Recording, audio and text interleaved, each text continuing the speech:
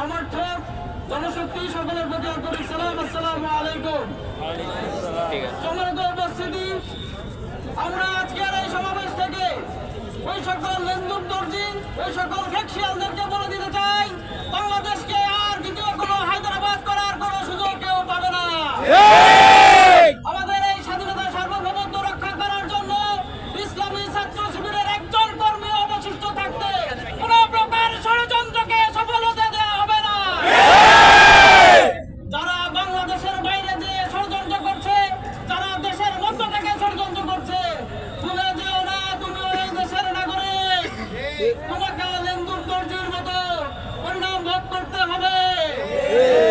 প্রিয় উপস্থিতি, আজকের এই সমাবেশে উপস্থিত হওয়ার জন্য আপনাদের সবাইকে ধন্যবাদ জানাচ্ছি।